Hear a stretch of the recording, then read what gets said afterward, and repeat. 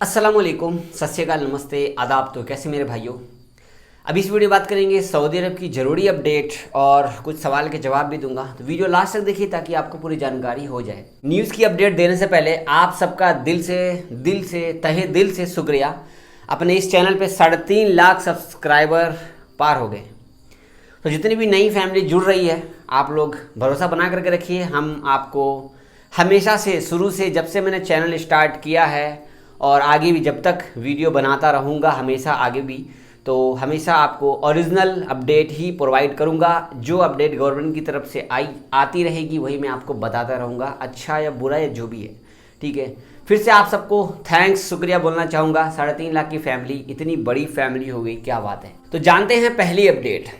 ये अपडेट जो मैं आपको बताने वाला हूँ, उर्दू न्यूज़ में सवाल और जवाब दिया गया है जवाजात की तरफ से। तो मैं आपको वही बताने वाला हूँ। अभी आपको मैं उर्दू न्यूज़ की फ़ोटो शेयर कर रहा हूँ। यहाँ पर पूछा गया है कि जिन लोगों का सऊदी में कोरोना की दवा लगा है वो लोग तो डायरेक्ट फ्लाइट लेके इंडिया से या किसी भी देश से आ सकते हैं सऊदी में। लेकिन जिन लोगों का कोरोना की दवा उनके देश में लगा है, जैसे मान लो कि भारत वाले लोगों को भारत में लगा है, पाकिस्तान वाले लोगों को पाकिस्तान में लगा है, तो वो लोग डायरेक्ट तो नहीं आ सकते, इनको वाया होकर के आना पड़ेगा।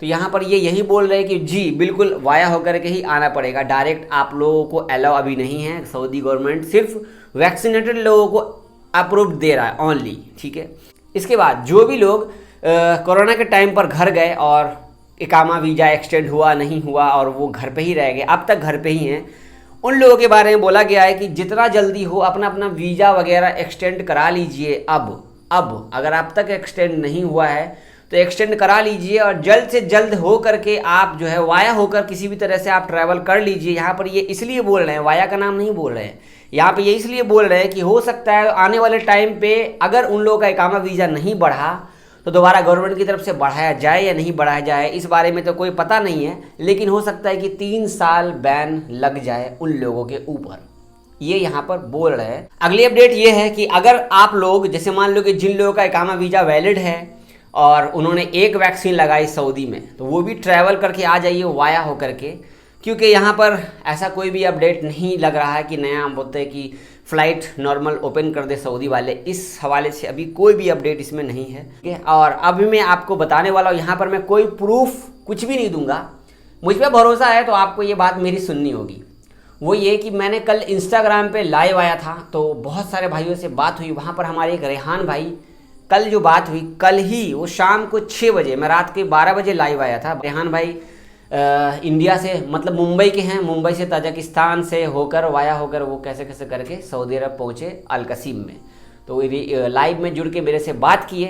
ठीक है, और वो मेरी वीडियो 10 महीने से देख रहे थे, तो उन्होंने बहुत तारीफ़ की, बहुत सारे भाइयों ने तारीफ़ की। आप लोगों का दिल से शुक्रिया। मैं ये बोलना चाहता हूँ कि उनके ग्रुप में 19 लोगों का ग्रुप था, फटाफट मैं बताने की कोशिश करूँगा। 19 लोगों का ग्रुप था। 19 लोगों के ग्रुप में 2 लोग ऐसे थे कि जो नया वीज़ा पे आ रहे थे, हाउस ड्राइवर के, तो उन लोगों को रोक दिया गया था। वो मुझे ये बोले कि अगर कोई भी नया वीज़ा का काम कराता है, चाहे वो कंपनी में जाता है चाहे वो कफ़ील में जाता है, तो उनको बोल दीजिए कम से कम अपने कफ़ील से अगर वीज़ा लिया है तो ट्रैवल वाला ही वीज़ा देगा, ट्रैवल वाला ही वीज़ा का काम किया होगा। तो एग्रीमेंट जो है आपका, सैलरी का एग्रीमेंट, चाहे आप कंपनी में जा रहे हो तो सैलरी का एग्रीमेंट होता है, आपकी कितनी सैलरी है, आपका कौन सा काम है, हर एक चीज़ रहता है ना। तो ये वो बोल रहे हैं कि इसका डिमांड कहीं कहीं पे कर देते हैं, इसकी वजह से उनको 3-4 घंटे रास्ते में रुकना पड़ा। मैं आपकी सेफ्टी के लिए कह रहा हूँ कि सैलरी का जो आपका एग्रीमेंट होता है वो एग्रीमेंट अपने पास में रख लीजिए तो ज़्यादा अच्छा रहेगा। ऐसा ना हो कि आपको कोई रुकावट कर दे रास्ते में।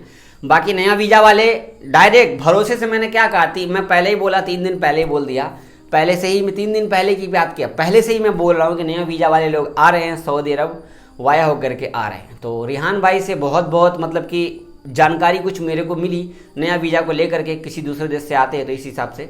बाकी मालदीव से, बहरीन से, इन सब देशों से अगर नया वीज़ा वाले आ रहे हैं तो उन सब की साइट से ऐसा कोई भी मेरे को खबर नहीं मिला, ना कोई किसी ने मेल वेल किया। बाकी नया वीज़ा वाले लोग आ रहे हैं, कोई दिक्कत नहीं है। वीज़ा स्टाम्प भी हो रहा है, एक ही चीज़ को मैं कितनी बार बोलूँ। तो रेहान भाई बहुत बहुत शुक्रिया, आप मेरी वीडियो देख रहे हैं। मुझे पता है कसीम में बकाला में काम करते भाई, बहुत सारी इन्फॉर्मेशन दिए। और एक बात, नया वीज़ा से आप आइए या छुट्टी से आप आइए, आप अपना वैक्सीन का सर्टिफिकेट जो है पहले से ही अप्रूव्ड करके रखिए।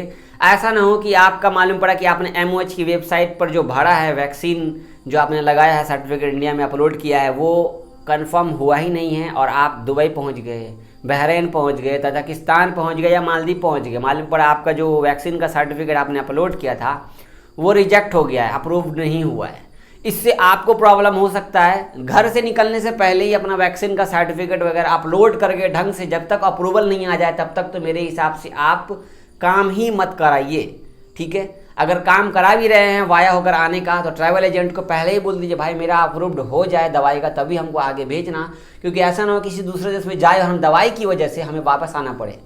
ये इसलिए बोल रहा हूँ, कल लाइव में आए थे हमारे एक भाई, मेरे को नाम याद नहीं है, वो बता रहे थे, इसके लिए मैं आपको यहाँ पे बोल रहा हूँ। तो कभी कभी आ जाता हूँ इंस्टाग्राम पे, इसीलिए कहता हूँ कि कभी कभी लाइव आता हो तो आप लोग बात कर लिया करो वहाँ पे आकर के, बहुत अच्छा लगता है। तो बहुत ज़्यादा बात हो गई। आप जानते हैं सऊदी अरब की कोरोना की अपडेट। तो आज है आपको 6 सितंबर और आज 124 केस निकले, कल 120 निकले थे। 217 लोग ठीक हुए हैं। रियाद में 37 केस निकले, मक्का में 21, ईस्टर्न में 12, जजान में 10, मदीना में 10, कसीम में 10, नजरान में 7, असीर में 6, हाइल में 4, ताबुक में 2, नॉर्दर्न बॉर्डर में 2, अलबाहा में 2 और अलजौफ में 1 केस निकले हैं। टोटल एक्टिव केस सऊदी में 2503 बचे हैं। तो ये थी कुछ ज़रूरी अपडेट, कुछ सवाल के जवाब जो कि रिपीटेड है। सबसे पहले जावेद भाई, आपने 2 दिन से वीडियो क्यों नहीं डाली गल्फ़ इन्फॉर्मेशन की? भाई मैं बिजी था, इसके लिए मैं वीडियो नहीं डाल पाया, माफ़ी चाहूँगा। कल इंशाल्लाह गल्फ़ की इन्फॉर्मेशन की वीडियो आएगी, जो भी आप जानना चाहेंगे धीरे धीरे रोज़ाना मैं अपलोड करूँगा, दिन के 1 बजे से 1:30 बजे के बीच में, ठीक है। दूसरा सवाल ये जावेद भाई, वाया होकर सऊदी अरब अगर हम जाते हैं तो ऐसा तो नहीं है कि सऊदी वाले फ़्लाइट बैन कर देंगे? तो आपके सवाल का जवाब सिर्फ एक ही है, फ़िलहाल सऊदी में कोरोना का केस कम है तो बैन का कोई सिस्टम ही नहीं है। इसके बाद कई सारे कमेंट एक ही हैं, भाई नया वीज़ा वाला कैसे जा रहा है वाया होकर, समझ में नहीं आ रहा है। मैं आपको क्या बोलूं, पिछले 1 हफ्ते पुरानी मेरी वीडियोज़ है मेरे चैनल पे न्यूज़ वाली, जा कर के देखते हुए आइए, आपको पूरी बात समझ में आ जाएगी ढंग से, ठीक है।